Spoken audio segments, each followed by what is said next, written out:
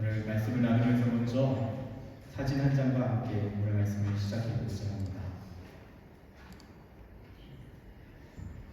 여러분, 눈에 보이는 사진을 한번 바라봐 주십시오. 어떤 풍경을 담고 있는 사진이죠? 네, 바다입니다. 제가 중요한 질문 하나 드릴 텐데요. 맞추시는 분에게는 제가 끝난 후에 큰 선물을 드리도록 하겠습니다. 큰 선물을 드리겠습니다. 질문은 어렵습니다. 이 사진은 언제 어디서 찍은 사진일까요? 가능하시겠습니까? 언제 어디서 찍은 사진? 네, 사실 대답하는 게 거의 불가능한 질문입니다. 오늘 이 사진의 작가의 의도는 바로 그것입니다. 이 작가는요, 히로시 스키모토라고 하는 일본 현대 사진의 거장인데요. 이 작가의 특징은요, 바다를 찍습니다. 근데 바다를 찍는데 다 이러한 바다와 하늘이 나오는 그 지평선의 모습을 반복해서 찍습니다. 이 작가에게 묻습니다. 왜 이렇게 바다의 사진을 찍습니까? 이 작가는요, 제주도 앞바다도 찍고요, 그리고 인도양의 이런 바다도 찍고요, 그리고 오늘 이 사진은 홋카이도 근처의 바닷가입니다. 1986년에 찍은 바다의 풍경입니다. 그런데 이 작가가 제시하고 있는 바다에 대한 생각이 참으로 우리에게 중요한 메시지를 담습니다. 그는 이야기합니다.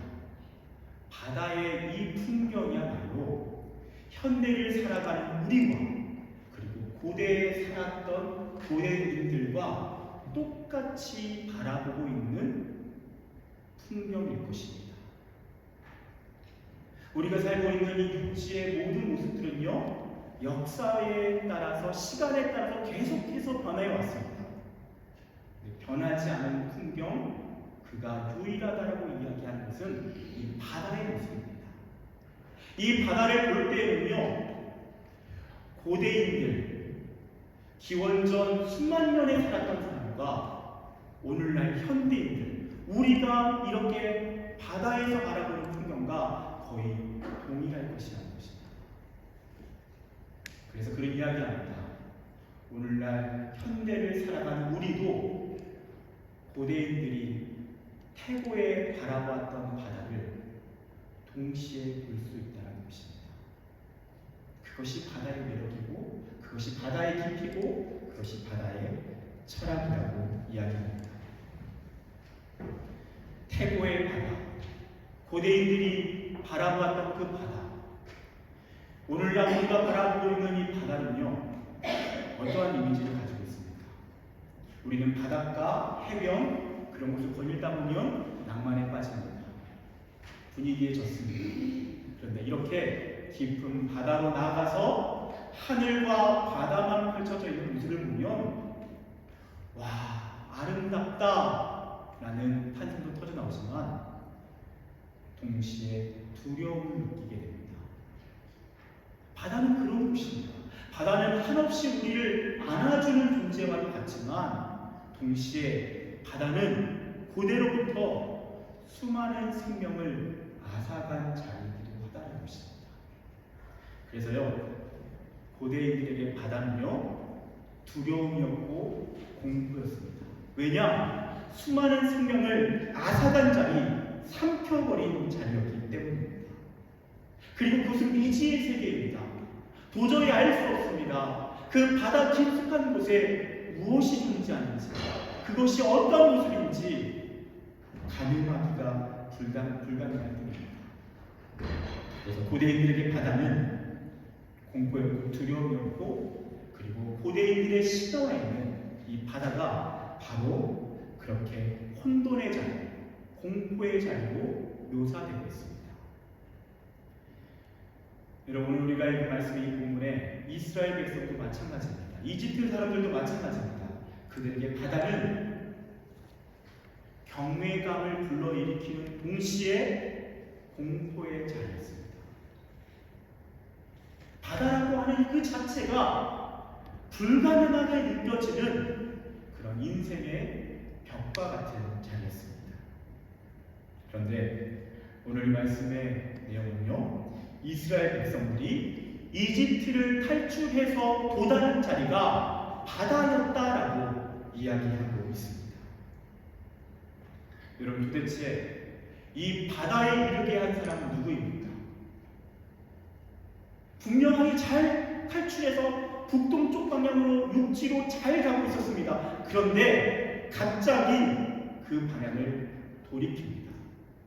북동쪽 육지로 가던 방향을 돌이켜서 갑자기 모세의 지도에 따라서 남동쪽으로 자리를 텄습니다. 도대체 이해할 수 없는 이 선택을 한 사람은 누구입니까? 오늘 우리가 본문 14장의 1절 2절 이렇게 말씀합니다. 여호와께서 모세에게 말씀하여 이르시되 이스라엘 자손에게 명령하여 돌이켜 바다와 믹돌 사이에 비아히로 앞 곧 바알스본 맞은편 바닷가에 장막을 치게 하라.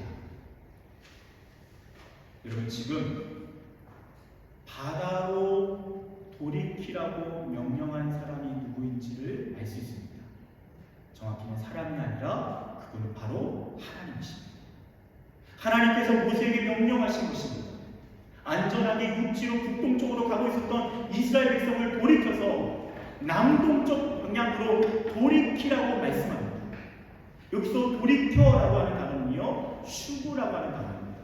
이 단어는요, 그냥 자연스럽게 방향을 돈다라가 아니라 갑작스럽게 방향을 전환한다는 겁니다. 누가 그 방향을 지시했다고요? 여호와 하나님이 그러셨다. 이스라엘 백성은 난감할 짝이 없습니다. 모세의 명령을 따라서 그들이 도달한 곳은 홍해 앞바다 앞입니다. 그래서 길을 돌이켜 다시 돌아가야 하는 길을 봤더니 무엇이 보입니까? 애굽의 군대가 보입니다. 이스라엘 백성들을 해방시켰던 바로의 마음이 다시 변하여서 이스라엘 백성들을 쫓아간 것입니다. 그래서 그들을 다시 잡아서 이집트의 포로로 데려가고자 하는 것입니다. 여러분, 이 말씀의 본문만이 아닙니다. 예수님께서 광야에서 40일 동안 시험을 받으셨다는 걸 여러분 잘 아실 것입니다. 누구에게 시험을 받으셨죠? 사탄에게 시험을 받으셨습니다. 그런데 여러분, 그 예수님을 광야로 이끌어간 존재가 누구인지 아십니까? 사탄이 유혹해서 예수님을 이끌어갔을까요? 제가 읽어드리겠습니다. 마태복음 4장 6절. 그때에 예수께서 성령에 이끌려 마귀에게 시험을 받으러 광야로 가서 40일을 밤낮으로 금식하신 후에 줄이시리라. 여러분, 무슨 말씀입니까? 예수님을 광야에 이르게 하고 마귀의 시험을 받게 하고 심지어 40일 동안 금식하게 만든 존재가 누구라고요? 그것을 인도한 존재가 누구라고요? 마귀입니까? 성경은 분명히 이렇게 말씀합니다. 성령에 이끌려. 여러분, 이 난감한 상황을 우리 그리스도인들은 분명히 만나게 됩니다. 어떤 상황이죠? 분명히 하나님의 말씀에 순종했습니다.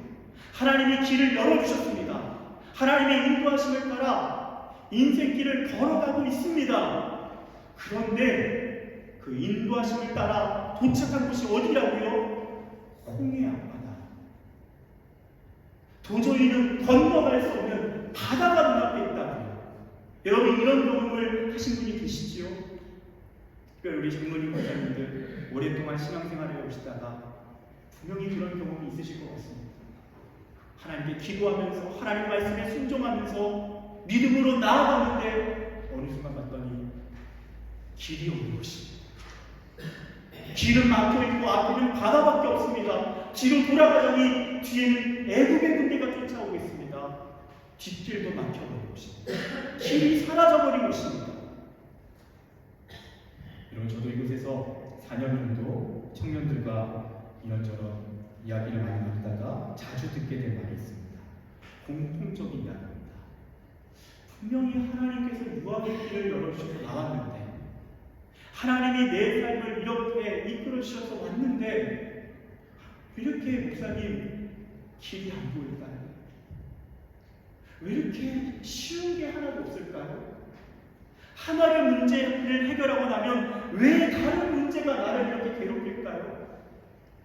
왜 이렇게 내 앞길은 막막하고 길이 보이지 않죠? 여러분, 그렇습니다. 도저히 길이 없다고 느껴질 때 여러분 기억하십시오. 안심하셔도 됩니다.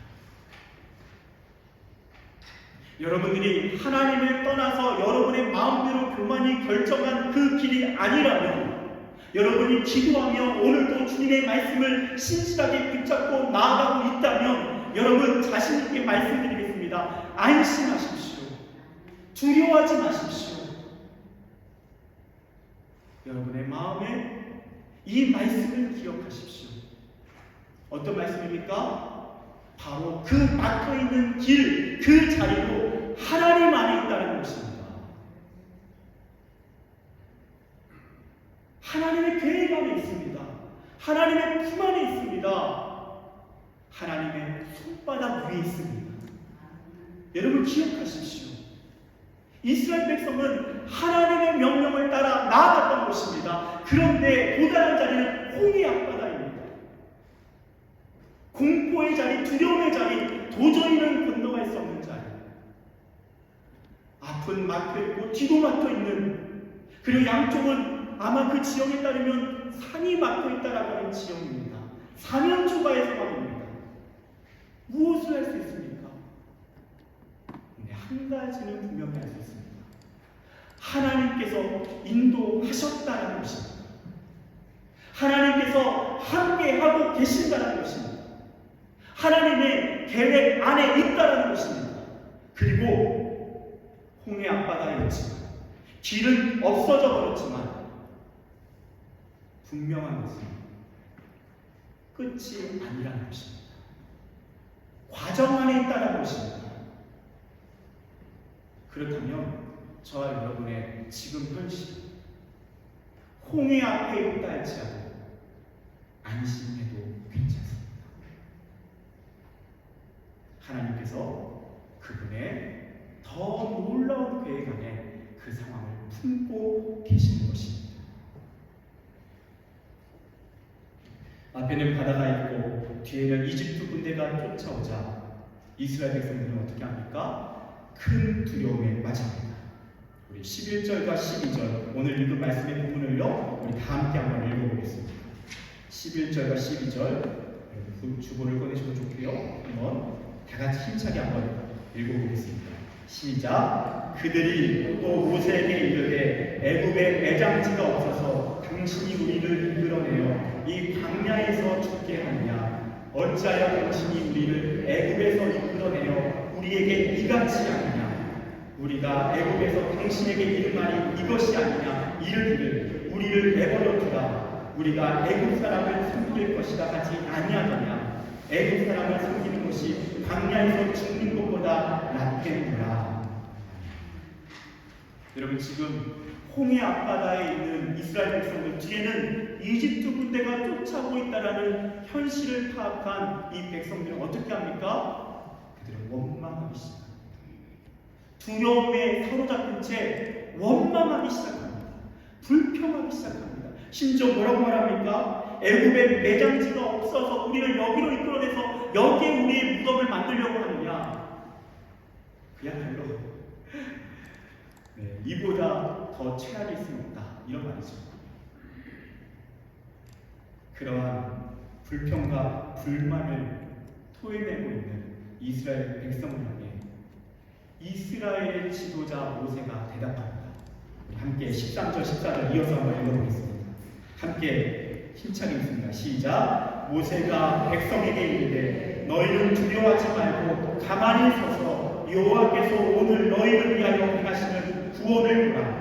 너희가 오늘 본 애굽 사람을 영원히 다시 보지 아니하리라. 여호와께서 너희를 위하여 너희는 가만히 있을지니라. 아멘. 여러분, 그렇게 불평불만하며 두려움에 사로잡힌 백성에게 모세가 가장 먼저 뭐라고 말합니까? 두려워하지 말라라고 말씀합니다. 그리고 그 다음이 중요합니다. 뭐라고 얘기하죠? 가만히 서서, 가만히 서 있으라고 이야기합니다. 이 말은 그 자리를 지키라는 것입니다. 지금 이스라엘 백성들이 우왕좌왕하고 있습니다. 앞으로 가야 되나, 뒤로 가야 되나, 아니면 동쪽, 서쪽으로 가야 되나, 우왕좌왕하고 있습니다. 그때 모세가 이야기합니다. 그 자리를 지키십시오. 여러분, 지금 도저히 길이 보이지 않는 그런 상황 가운데 있는 분들이 계십니까? 여러분, 그 자리를 지키십시오. 어떤 자리요? 믿음의 자리를 지키십시오. 기도의 자리를 지키십시오. 예배의 자리를 지키십시오. 주님 한 분만을 의지하는 그 굳건한 자리를 지키십시오. 또한 14절에 이렇게 얘기합니다. 비슷한 말인데요. 너희는 가만히 있을지니라. 가만히 있으라고 이야기합니다. 여기서 가만히 있다라고 하는 이 단어는요, 원어적으로 어떤 의미가 되냐면 입술에 혀를 물고 있으라고 하는 의미입니다. 무슨 말이죠? 침묵하는 것입니다. 불평불만하며 원망하며 부정적으로 말하는 그 입술을 닫으라는 것입니다. 사랑하는 여러분, 도저히 길이 보이지 않을 때 여러분, 오늘 주님께서 말씀하십니다. 두려워하지 말라. 그리고 믿음의 자리를 지켜라. 그리고 원망의 입술을 닫아라. 부정적인 고백들 이제는 멈춰라. 반면에 그 백성들과 정반대로 모세가 고백하고 있는 것은 무엇입니까? 모세는 이렇게 말합니다. 너희는 두려워하지 말고 가만히 서서 여호와께서 오늘 너희를 위하여 행하시는 구원을 보라. 너희가 오늘 본 애굽 사람을 영원히 다시 보지 아니하리라. 여호와께서 너희를 위하여 싸우시리니 너희는 가만히 있을지니라. 모세는 무엇을 고백합니까? 믿음을 고백합니다. 하나님의 구원을 고백하고요, 승리를 고백합니다. 그리고 놀라운 것은 무엇입니까? 우리는 이 말씀의 근원을 알고 있습니다. 모세가 말한 대로 됩니다. 그가 고백한 대로 이스라엘 백성은 승리합니다. 여러분 기억하십시오. 하나님의 백성의 고백은요, 예언입니다. 이거 너무 놀라운 것입니다. 왜냐? 우리가 입술을 열어서 표현하는 것은 하나님께 들려지는 고백이고 기도입니다. 그리고 그 고백대로 하나님은 행하십니다. 민수기 말씀에 내 귀에 들린 대로 행합니다. 모세는 믿음을 고백했고 승리를 고백했고 하나님의 구원을 고백했습니다. 그러자 그가 고백한 대로 예언이 되어 이루어진 줄 믿습니다. 여러분 그렇기 때문에요, 도저히 길이 보이지 않을 때 그때 어떻게 해야 됩니까?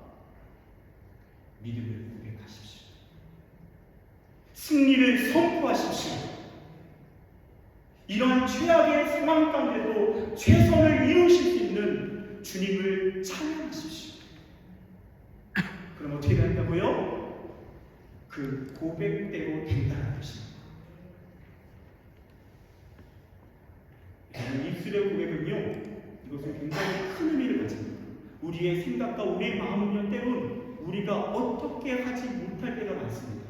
그렇죠? 우리 안에 불안감이 일어날 때 그 불안한 마음을 우리가 좌지우지할 수가 없습니다. 그런데 입술을 열어서 말하는 것은 우리의 의지로 통제할 수 있습니다. 우리의 마음에 불안감이 있지만 우리의 입술로는 승리를 선포할 수 있습니다. 하나님이 그 의지를 보시는 것입니다. 그 믿음의 태도를 보시는 것입니다. 그리고 그 믿음의 태도가 말씀과 예언이 되게 하시고 그 예언이 성취되게 하십니다. 여러분, 최근에 한 목사님의 간증, 서창희 목사님이라고 하는 분의 간증을 들은 적이 있습니다. 하나님 참 귀하게 사용하시는 그런 목사님이신데요. 이분이 지금은 참 누가 봐도 하나님을 참 귀하게 쓰시는 목사님이구나 이런 모습인데요. 어린 시절의 모습은 그야말로 형편없었다고 합니다. 왜냐? 집안이 가난해도 너무너무 가난했습니다. 모든 하는 일마다 되지 않고 망했습니다. 나중에는요, 이 현실을 도피하는 그런 마음이 태도였던 것 같습니다. 젊은 시절에 그야말로 게임 중독에 빠져 살았다고 합니다. 그냥 하루 종일 게임만 하는 것입니다. 해가 밝아올 때까지 게임만 하는 것입니다. 그랬던 이 한 젊은이가요, 나중에는 하나님이 모든 것들을 역전시키셔서 기적적으로 그 삶에 회복을 주신 간증을 합니다. 어떻게 하나님이 이렇게 나의 인생에 놀라운 일을 행하셨는지 두 가지를 이야기했습니다. 첫 번째는 어머니의 기도였다고 합니다. 항상 매일매일의 생활이요, 새벽 늦게까지 게임을 하다가 어머니가 새벽에 새벽 기도를 가기 위해서 일어나십니다. 그러면 바톤 터치를 하고 그때 잠자리에 들었다는 것입니다. 그런데 어머니는 포기하지 않고 기도하는 것입니다. 집안을 위해서 기도하고요, 경제적인 문제를 위해서 기도하고요, 이 망나니 같은 아들을 위해서 기도하는 것입니다. 하루를 기도하고 이틀을 기도하고 몇 년을 기도해도 응답이 없지만 포기하지 않고 기도하는 것입니다. 그 기도가 집안을 일으키고 이 한심한 아들을 오늘날 하나님이 위대하게 사용하시는 주의 종으로 세우셨다는 것입니다. 그리고 두 번째가 중요합니다.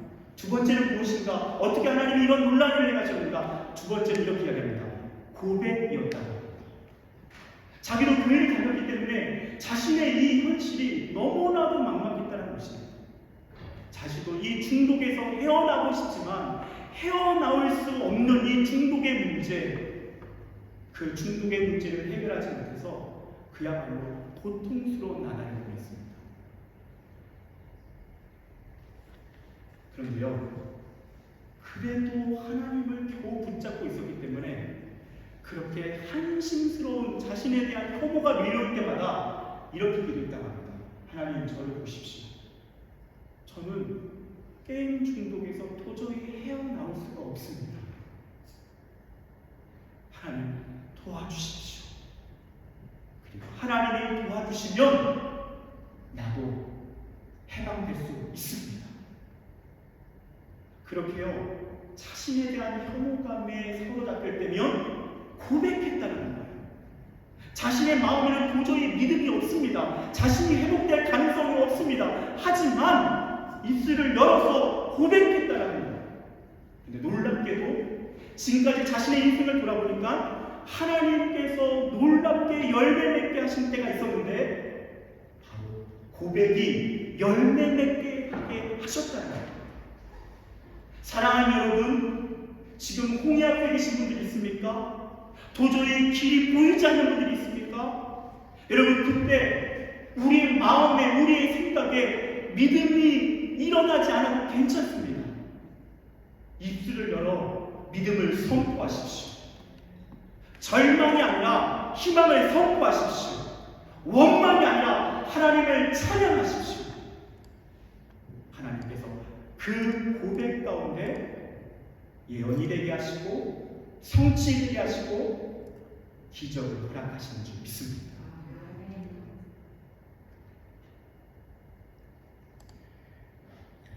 그렇게 고백했던 모세의 고백대로 하나님은 놀라운 역사를 이루십니다. 어떻게 됐습니까? 홍해 바다가요 갈라집니다. 하나님께서 어마어마한 거센 바람을 일으키셔서 바다가 갈라지게 하십니다. 그리고 물이 벽이 되어 양옆에 우뚝 솟아있게 하십니다. 그리고 그 바람이 땅을 마를 때까지 불다가 땅이 말라지게 하는 것입니다. 이스라엘 백성이요, 그 갈라진 홍해 바다를 건넙니다.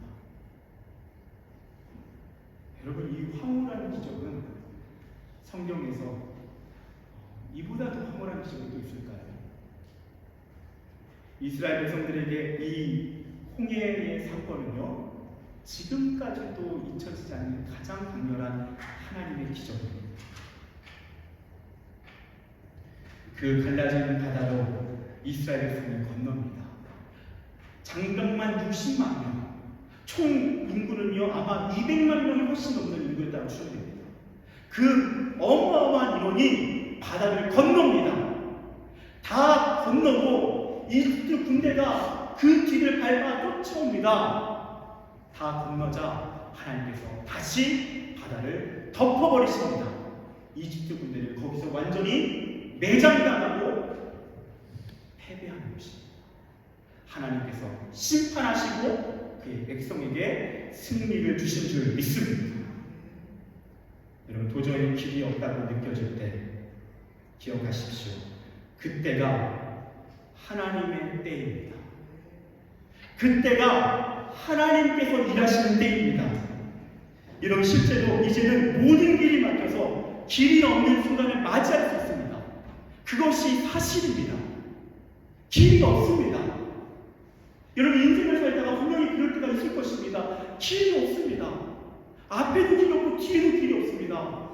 네, 여러분, 길이 없어도 괜찮습니다. 왜입니까? 하나님은 길을 창조하시는 분이시기 때문입니다.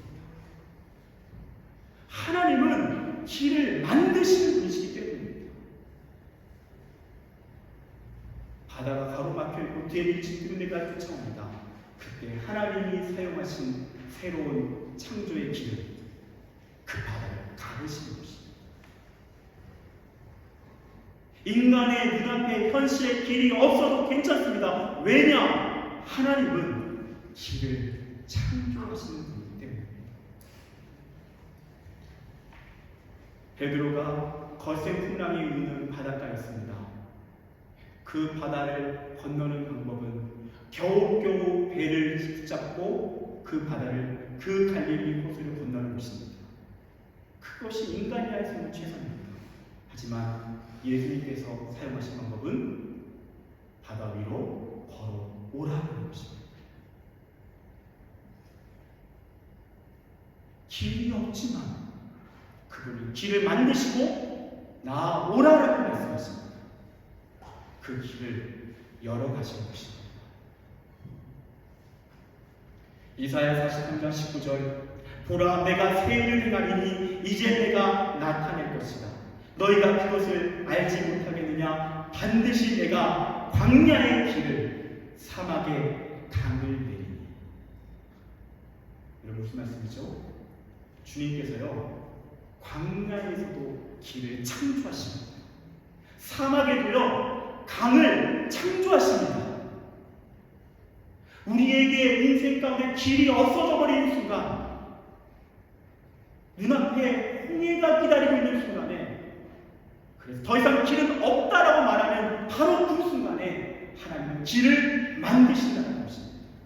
그것이 하나님의 방법입니다. 여러분, 우리는요, 성경 속에서 예수 그리스도의 십자가를 자주 만납니다. 이런 십자가는 무엇입니까? 십자가는 죽음이고 실패이고 절망입니다. 끝입니다. 이제는 길이 없습니다. 그냥 돌아가셨기 때문입니다. 그런데 하나님은 바로 그 십자가의 자리에서 누구도 상상하지 못한 놀라운 길을 창조하십니다. 그것이 무엇입니까? 부활인 줄 믿습니다. 그것은 부활입니다. 여러분, 그렇기 때문에 그리스도인들에게는 어떤 것이 있습니까? 바로 이러한 하나님의 분명한 자신감이 우리 가운데 하나님께서 심어주고자 하시는 것입니다. 그것은 무엇입니까? 길이 없어도 괜찮다는 것입니다. 망해도 괜찮다는 것입니다. 실패해도 된다는 것입니다. 왜냐? 그래도 하나님은 길을 여시기 때문입니다. 십자가로까지 몰려가도 하나님은 부활을 통해서 누구도 상상하지 못한 영광스러운 길을 창조하시기 때문입니다. 도저히 길이 없다라고 생각하시는 여러분, 기대하십시오. 기대하십시오. 하나님이 그 자리에서도, 그 길이 없는 바로 그 자리에서도 하나님은 길을 창조하십니다. 그래서 길이 없어도 괜찮습니다. 우리가 주님을 바라본다면, 우리가 믿음으로 선포한다면, 주님을 신뢰한다면, 그리고 모세처럼 오늘 이 자리에서 주님의 일하심을 고백한다면, 하나님께서는 저와 여러분의 인생 가운데 길이 없어져 버린 그 자리에 새로운 길을 창조하여 주실 줄 믿습니다. 기도하겠습니다.